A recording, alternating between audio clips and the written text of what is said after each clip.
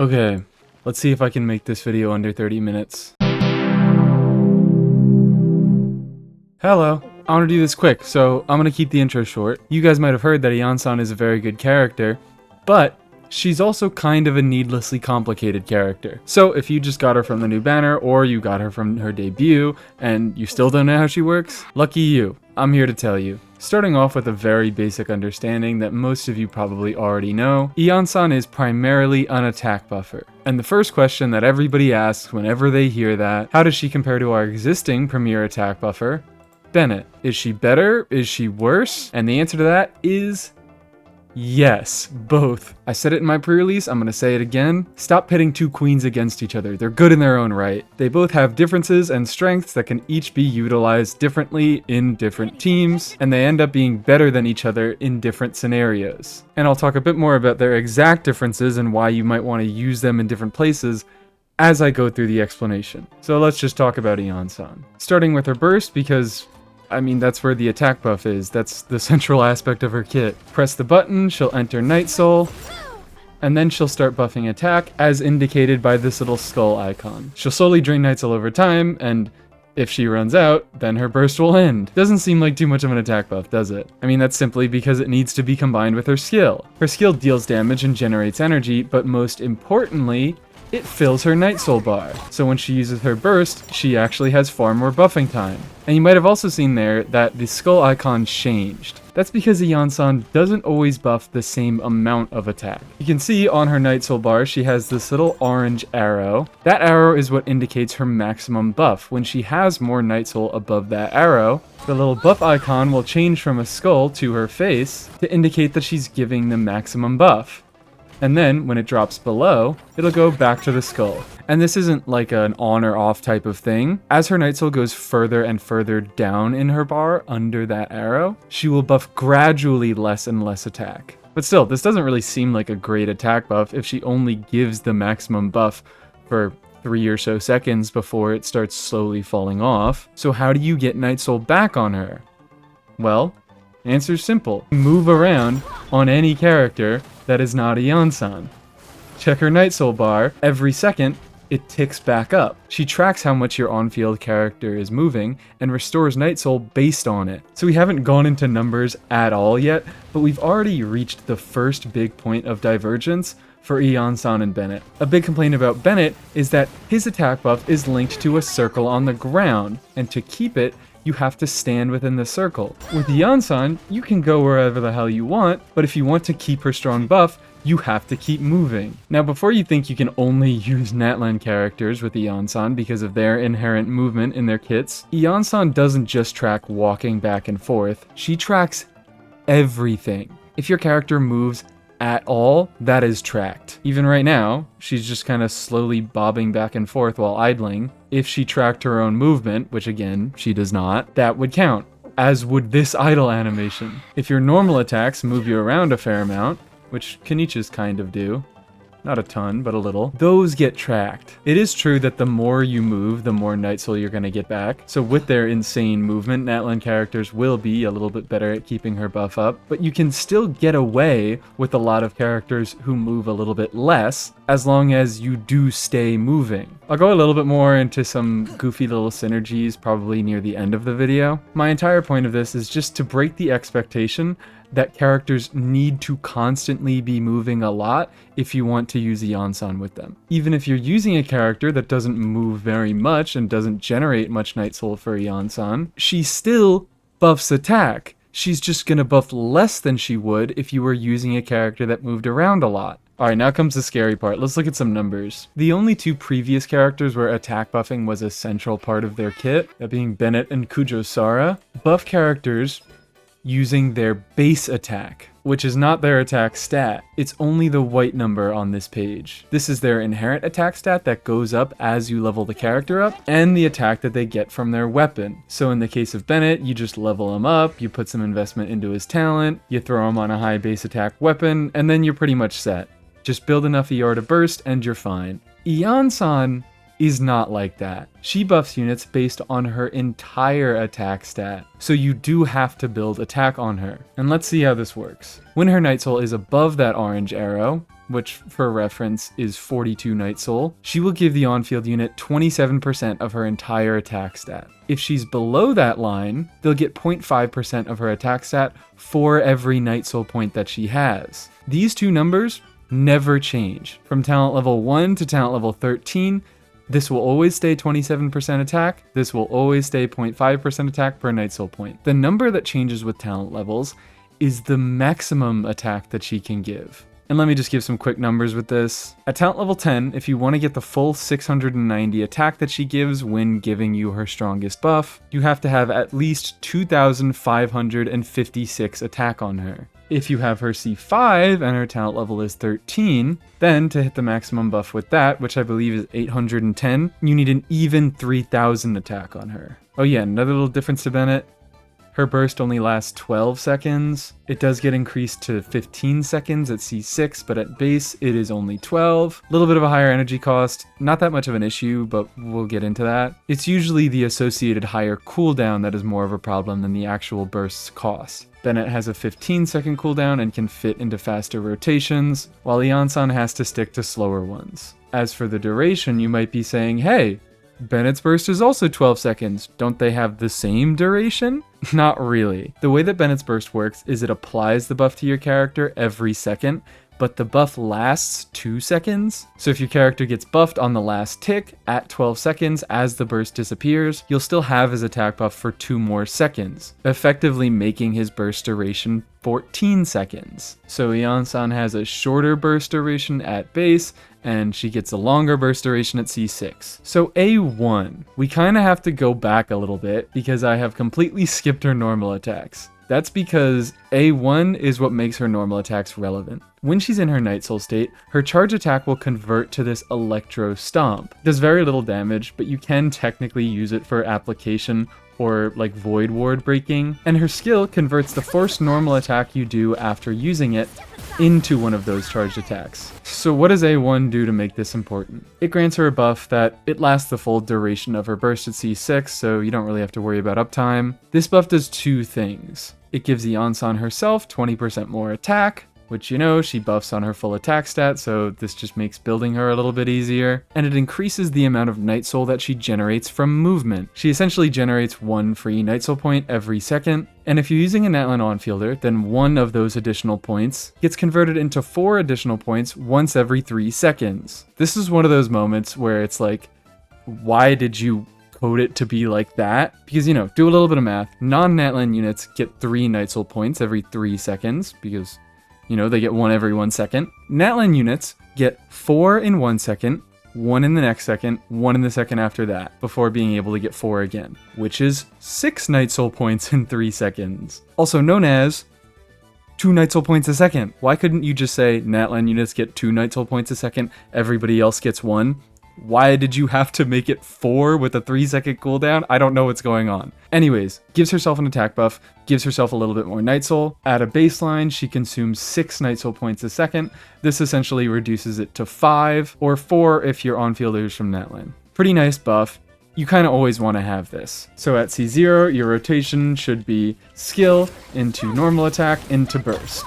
Now let's take a look at her second passive, which is a kind of fake healing passive. Whenever a nearby party member triggers a Night Soul burst, which she's a Natlan unit, she makes that possible, Iansan will obtain the warming up effect for 10 seconds. When Iansan restores at least 1 Night Soul point, which happens every second during her burst, she will heal your current active character for 60% of her attack. Can be triggered once every 2.8 seconds, which is effectively 3 seconds. Cool, fun, it's a healing talent. She's also a healer.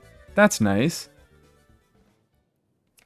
Wrong. Iansan is not a healer. This is another big difference between Iansan and Bennett.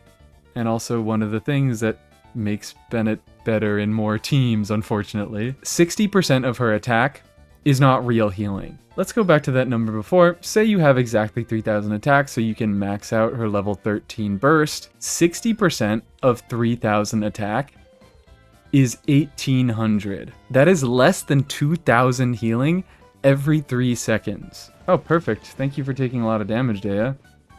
Make testing this easier. My Iansan, wow, 1,700. I got 1 tick, although I probably lost the effect. There we go. That was another, oh, 1800. I'm going wacky with the math. I don't really know what's going on here. Do I have a healing received? Whatever, still. 1800 once every 3 seconds is not enough to sustain a team on, and it is certainly nowhere near enough for Farina. This is a passive meant to be very minor sustain. If you minimize the amount of times you're getting hit, Iansan can certainly keep you alive, but if you're constantly getting bombarded, or again, like if you need a healer for Farina, Iansan is not going to do the job. This is also ignoring that this healing passive doesn't even have full uptime. It's a buff that you get for 10 seconds after triggering a Night Soul Burst. Let's open the tutorial menu. God, it's been months since I did that. The cooldown for a Night Soul Burst only drops below 10 seconds if you have 3 Natlan units in your party. If she is the only one and your cooldown is 18 seconds, you're gonna have a lot of downtime on this ability, and her burst will not always be healing. Even when it does heal, it's not gonna be for a very significant amount. That's why I run Dea in my preferred Kniich teams, because both Dea and Iansan have minor defensive utilities. Dea has the whole damage reduction and interruption resist going on in her skill, and Iansan has that tiny bit of healing. Neither of them are enough on their own, but together they form a pretty solid defensive core, which I don't know, that's just kind of a cool, fun, nuanced thing that I like about Iansan. She's not a great healer, but she has a little bit of defensive utility that when combined with something else, you can be happy. Anyways, let's go back to the burst, because the number I gave before, you need 2,556 attack to max out her buff at burst level 10. I have burst level 10, but I have more than that. And this isn't even accounting for the 20% attack that she gets from this Ascension talent, or the 20% attack that she gets through Dea holding Tenacity in this team. So let's account for both of those. She almost hits 3,000, which, you know, that would be nice if I had C5 and I could make use of all that attack, but I still do this anyways. Why is that? Because, well, that is the minimum amount of attack that you need to hit the cap while getting the maximum buff on her burst, but as I said before, even when she is below that bar and you get the little skull face next to you, it's not like she isn't buffing attack. She's still giving you a buff. That conversion rate is worse, but it's not non-existent. The maximum amount of attack that you can be at while being below that little arrow is 41 Night Soul. 0.5 attack for every point of Night Soul gets you 20.5% of her attack. Multiply that 2928 by 0.205. I'm not getting the full buff of 690, but I still am getting 600 attack. It's a fall off, but it's not too massive. Let's say I had built her for that exact amount of attack, 2556 times that same 0.205, I'm getting 524 attack, almost 80 less attack. By building more attack than is necessary, you can minimize the drop-off when she falls below that maximum buff threshold. I went from losing 165 attack to only losing 90. And this build isn't even particularly min-maxed for attack. If I went higher, I would be able to lose even less. And while that isn't really an issue for Kniich because he moves more than enough to keep Iansan at above that maximum buff threshold, if you want to use her with units that move less and aren't as good as keeping up her buff, like say Navia, I've done that in the past, building that extra attack to make her lower buff more powerful can be worth it. I mean, like, well, what else are you gonna build on her? Buffing attack is kind of the only thing she does. So yeah, there is a minimum amount of attack that you need to hit these max attack bonus numbers, but depending on who Iansan is buffing, it can be worth to go above those minimum numbers. Now that I think I'm done talking about most of the stuff in her base kit, let's talk about gear. And looking at her artifact set brings us right on back to Bennett. And also back to her talents. Something that I have neglected to mention until now is that Iansan is just straight up not as good of an attack buffer as Bennett is. Let's do a little comparison. We'll put on a lower base attack weapon to match Iansan's, and also reduce his burst level a little bit because mine is C5. You know, we'll even go so far as to remove C1 because that does make his burst a little bit stronger. Talent level 10, his attack bonus ratio on his burst is 101% of his base attack. Nice easy number. His base attack is going to be 756, multiply by 101, that's very easy, you just have to add another 7. He's gonna buff 763 attack. Iansan maxes out at 690 attack. Already she's lagging behind a little bit, and that does only get a little bit worse with investment. At C5, this attack buff maxes out at 810. She gets a little bit more of an attack buff in her C2, it's 30% to your on-fielder, and while Bennett gets a few buffs to his burst through his constellations through C1 and C5, makes his scaling 139%, he can also buff attack further by putting a higher base attack weapon on him. Maxing out with a 674 base attack weapon, goes to an 865 base attack, he'll be buffing 1200 attack, almost even, it's 1202, basically 1200. Iansan's 30% attack buff is based on the base attack of the character she is buffing, so it can depend, but with a higher base attack character on a 5-star weapon with a higher base attack, you get around 1000 base attack. Can be higher or lower depending, but 1000 is a decent average. That 30% will be 300 extra attack for them. Add that with the 810 that she gives through her burst, that's 1100. She's still 100 shy of what Bennett gives. And that's completely ignoring that Bennett is a pyro unit who can activate attack resonance for an additional 25% attack. And he also can hold noblesse, but she also can, so blah blah blah blah blah. Anyways, my point for all this, I've done so much number things. Anyways, my point with all this is that generally Iansan is not going to buff as much attack as Bennett does, but she makes up for it by being able to use Scroll, which gives your character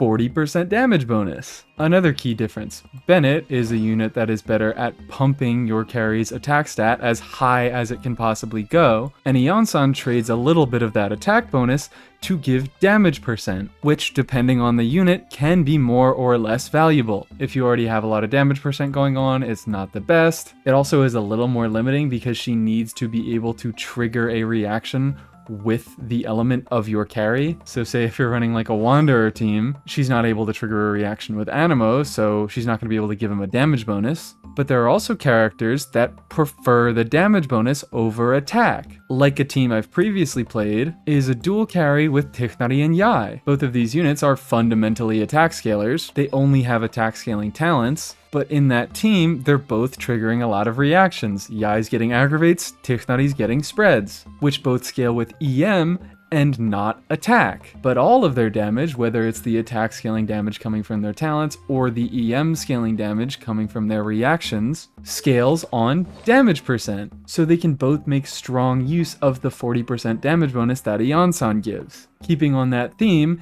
Iansan and Bennett aren't really better than each other. They're just different units that have different strengths. It's a give and take. The other big thing about this set is that it gives the buff to the entire team, which is very relevant in a team like this one, where we do have Kanich on field doing the most damage, but Emily is also putting in a lot of work. She really appreciates the damage bonus. If you were running Bennett instead, sure, you'd get a higher attack number on Kanich, and you also would be getting Pyro Resonance, which, to be fair, also affects Emily. But his set of Noblesse gives a numerically worse buff for a shorter amount of time. Iansan giving that buff to the entire team makes teams like this with more split damage profiles work a little bit better. Okay, I probably shouldn't have chosen this exact team because Emily does really benefit from Pyro Resonance and she still gets a benefit from Noblesse, but you get my point. In most situations, Iansan is going to give more damage to your off-field characters than Bennett would. Anyways, let's talk about the actual stats. I'll give you one guess. Yeah, it's triple attack main stat. Also looking for attack substats on your Feather and Flower. Yeah, let's just pretend that this was fully leveled the entire time. Oh, that's also pretty good. Oh my god, wait, this is a pretty good piece. Hold on, we're gambling. It's gambling time. I don't really need the ER, I'll get to that in a second. Ooh, alright, more attack percent. That's what we're looking for. Anyways, yeah, substats you're looking for. ER, because you need to burst. Attack, and maybe I'm jumping a little ahead, but crit rate is useful because... I mean, what did you expect? Let's finish talking about artifacts. When it comes to stats, she really is not the most complicated unit to build. And of course, Scroll is absolutely cracked for two reasons. Not only does it give your team the damage bonus, but it gives the equipping character a ton of extra energy. which drops her energy needs pretty low. When combined with this that I just showed off, her energy needs can get quite minimal. Depends on the team, but they're never monstrously high. Let's take a look at the two other sets that I have filtered here. Starting with probably the more scuffed one of instructors. This makes her harder to build, and because you actually have to put stats on her to make her a good buffer, I wouldn't really recommend instructors unless it was a last choice. Like you truly do not have anything else you can put on her for whatever reason. You can go instructors. Even in teams where you have two Natlan units who can potentially both hold scroll, I think I would usually prefer her on scroll, especially in situations like Shilonen, who really doesn't need anything to function. You can put her on a scuffed instructor set and she'll do just fine. Maybe with Seatlali, because she does have some significant energy needs that do get helped a lot by scroll, but even so, I think I would rather just throw her on sack frags to deal with her energy needs and put her on instructor rather than trying to build a functional Iansan on instructor. Noblesse is absolutely a more common option. The 2-piece doesn't really do anything for her, and it will make her ER needs a tad higher, but you mostly use this when you're in a situation like I mentioned before. Say you're buffing an Animo unit, scroll isn't going to do anything for you, so you might as well just go Noblesse. My rule is pretty much keep her on scroll unless you cannot make use of it. Let's talk about weapons. Or weapon. Because you should be using Fav. It's a high base attack weapon, which makes building a lot of attack on her a lot easier. It does a lot for her energy needs, while also helping the rest of your team with their energy. It's just the whole package. This is her signature weapon as far as I'm concerned. I would probably say there are two other 4-star considerations. If you don't have Fav, or you just don't have an extra, then you can use the torch from the... Is it a recent event? Feels recent to me. Has the same base stats as Fav, but gives attack instead of energy in the passive, which, you know, you want to build her attack. This is useful. If you really have to, you can use Prototype Star Glitter, just because it has an ER substat, but it has a somewhat low base attack, so I still don't recommend it. The only other 4-star option, which occasionally can be better than Fav, is Moonpiercer right here. Has the same high base attack, and when she triggers a Dendro reaction, she'll drop a leaf that buffs attack by 16%. At R5, that goes to 32. This is her best damaging option in Kniich teams, because you know, she can trigger a Quicken, drop this leaf, then pick it up with Kniich, and he does more damage. Theoretically the best weapon, but the leaf can be annoying to deal with, and it doesn't do anything for her energy needs. I find that in most cases, it's too much of a headache to work with, and I just stick to Fav. Now let's talk about 5-star weapons, and I only will recommend 2 of them. I forgot about Escoffier's polearm. It gives a buff if you can heal, and Iansan can heal, so she's able to trigger its passive. Has the same issue of not helping her energy as Moonpiercer does, but it's easier to use and it gives a stronger buff, so yeah.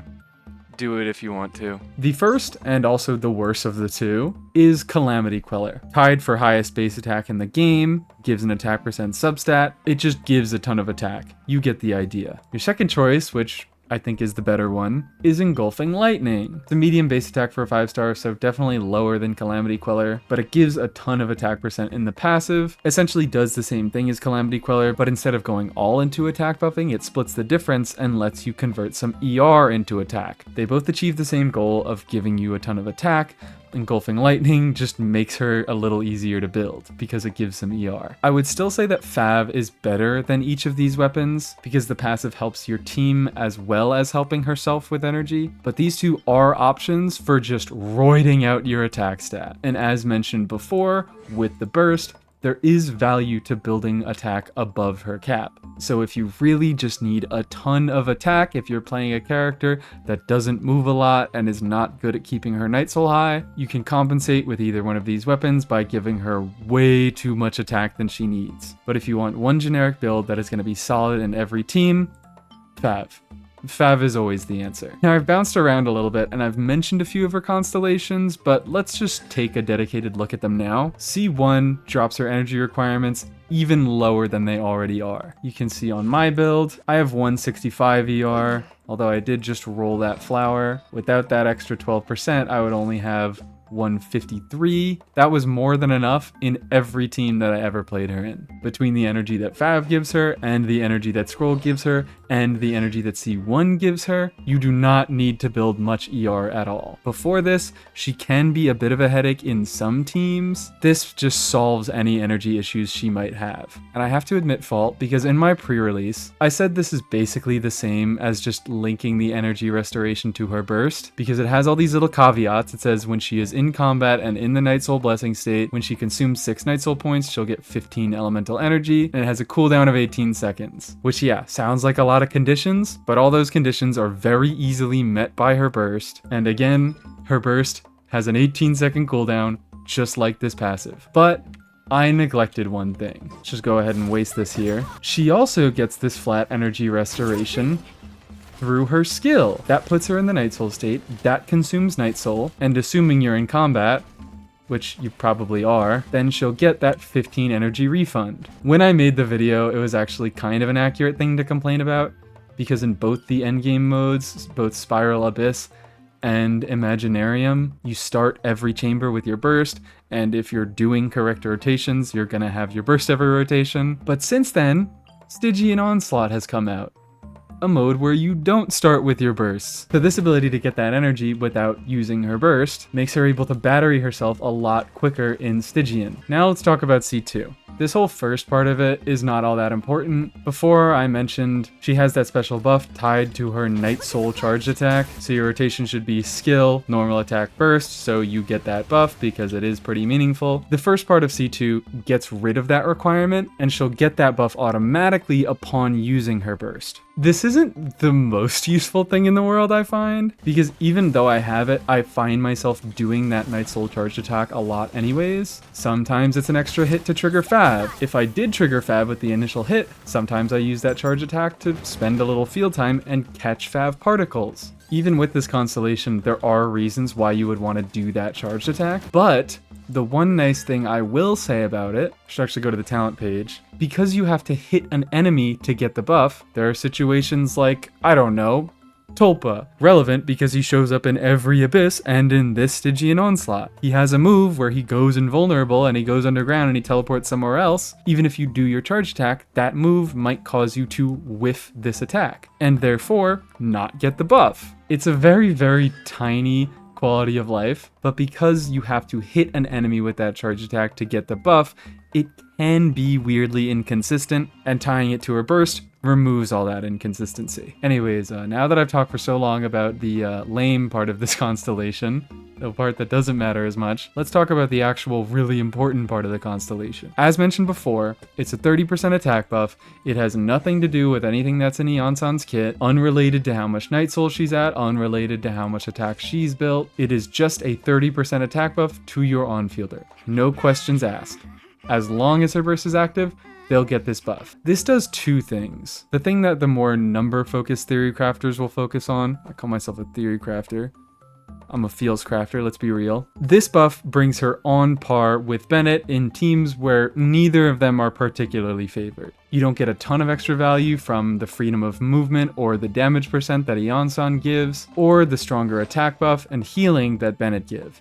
You just kinda need an attack buffer and anyone will do the job. In those situations, C2 Iansan generally makes her pretty close to a medium investment Bennett. I mean, again, you can invest more into Bennett by getting a higher base attack weapon and getting constellations. This is a very hazy, rough estimate thing, but if you have this, Bennett and Iansan become a lot closer. The thing that I think is more important is that this 30% attack buff is unconditional. Because it's not related to Iansan's attack or how much Night Soul you have, you still get this buff if you're using a unit that doesn't move as much. This makes Iansan a little bit more synergistic with those units that can't keep up her Night Soul as much. C3 is kind of poopy stinky, skill levels do nothing. You get a fine multiplier, but it's probably not worth investing into. I mean, kinda going back to the weapons, if you want to use one of those stupid attack percent stat stick weapons to get some damaging stats on Iansan while still getting enough attack to give the maximum buff, fine. You do you. I guess that is a little funny. But in general, these big multipliers don't mean a lot because you're building her with attack and not damaging stats. C4, another overly complicated one. If a character uses their burst while her burst is active, she'll generate 8 extra Night Soul points. So say if you're using a character like Xiangling, who doesn't move a lot during her burst and skill, this constellation can help mitigate the Night Soul loss and keep you at a higher amount of Night Soul and a higher buff for a longer period of time. It also enables overflow. If you generate Night Soul points above her maximum limit, 50% of the overflow will be added to the next instance of you generating Night Soul. Generally not all that important, because if you're using a character who can generate Night Soul points above her maximum, you probably don't have any issues keeping her highest buff. But there are some niche applications that you can use with characters that have burst movement that isn't sustained over a long period of time. The overflow is kinda eh. C5, I have gone over a fair amount already. It increases the maximum amount of attack that her buff can give, but because you need to build more attack for her to be able to buff more attack, this isn't just an automatic damage increase. The only thing the talent levels do is give her a higher ceiling. If you want to utilize the higher cap it gives you, you're gonna have to swap to a build with more attack. It gives you the opportunity to build for a higher buff. It doesn't just straight up give you a higher buff. Although something that I should probably note, before C5, she is a fairly easy character to max out her attack buff with. You know, I'm more than overcapping, and I don't even have a fully level flower. I could level this up a few more times, get some more attack. I could probably even swap to an ER Sans. Has a little bit of attack. I'm a little below now, but accounting for her A1 passive and Dea buff, I'm pretty well over. With C5, if you want to hit that maximum attack buff cap, which reminder, you have to get 3000 attack on her, you are going to have to be a lot pickier and get a large amount of attack percent substats in your flower and feather. And also probably go triple attack. I don't imagine that you can reach 3000 attack without going triple attack. Maybe in a Chevreuse team. Anyway, C6. At a base, it increases her burst by 3 seconds. That's fantastic. The extra duration makes her buff last longer than Bennett's, and I've kind of ignored it up till this point. But again, you don't have to pit 2 queens against each other, because you can just use them in the same team if you really want. And if you're doing that, Iansan's higher uptime at C6 makes it so that you can use her first in your rotation, which effectively gains you uptime on both of them. The other part of this constellation is simultaneously less and more relevant. She gives your active character a 25% damage bonus for 3 seconds whenever they overflow. This is a callback to the C4. There are not a lot of units in the cast that can overflow. It's pretty much only Natlan units and plunge DPSs, with a few exceptions. In any case, most of the cast is not going to be able to get that 25 damage percent. They still appreciate the extra 3 seconds on the burst, so this is still a good constellation for everyone. And while most of the cast doesn't care about the 25 damage percent, the units that do care about the damage percent really care. That is a strong buff, and in the teams where it's relevant, it makes her stronger than Bennett. That's why you always see Iansan tied to Veresa's side and not Bennett, especially if we're playing in like an overload team. You're getting double pyro, Chevreuse does some additional attack percent buffing, so the damage percent that Iansan gets her becomes a lot more valuable. Is that it? Am I really done? So used to making longer videos, this feels like it should be longer. I'll stall a little bit more by looking at the character archive and talking about a few exceptions. Probably shouldn't be a surprise, but Natlan units move a lot. So for the ones that scale attack, Iansan is quite the strong option.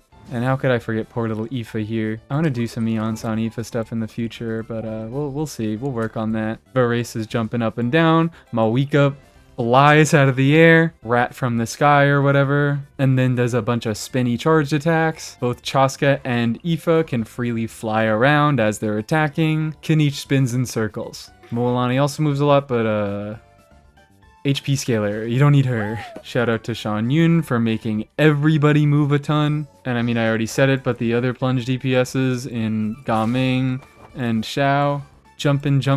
Chlorand is better than most of the cast. She can be a tiny bit Night Soul negative, but she is able to keep it higher than most of the cast. You can do dash cancels on a lot of characters to give them better movement. Like Navia has N2 dash as one of her combos. Thethos, you could potentially do dash cancels. Lenny can do dash cancels. But probably the best to utilize dash cancels is Arlecchino, because her melt combo is N3 dash, and her first normal attack has very, very good tracking and it travels a lot. So with her, you're able to dash backwards and then normal attack forwards and still hit the enemy, which basically gets you double distance moved on the dash. And I think last I'm gonna mention some characters who have more bursty movement options. Miku, what the fuck? Miku. Hatsune Miku, Miko moves a lot when she's placing her skills. Tichnari does a little jump back, same for, I was gonna say a lot of other charge attack units, but is it just Sethos? No, Ganyu also does that. And Kujosara does. I feel like she moves back less than everybody else, but she is definitely worth the mention. Of course, I gotta mention Lanyan, who dashes forward and then jumps back for her skill. If you're using sac frags on a DPS Lanyan, which you should be doing that if you're doing a DPS Lanyan. You put sac frags on her, right? Then she gets 2 skills, that's a lot of burst movement and can generate a lot of Night Soul. Is there anyone funny we can end off on? Kazuha is a rare support that moves a lot during his skill. A lot of supports and off-fielders tend to be pretty stationary, but he does a big jump up and down. And I think we're gonna end off with a test. Because Keqing, she moves, she has her dash from her skill, but I'm curious to see if her burst counts as movement. So let's just do a little. Let's watch this Night Soul bar. Let it drain a little bit.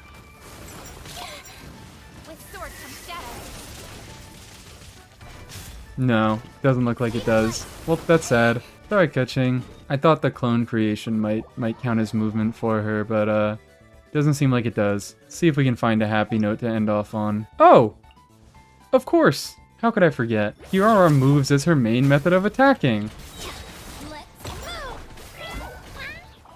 I cannot stress how much I am not joking when I say that this is the optimal Kirara Iansan combo. Meow is meta.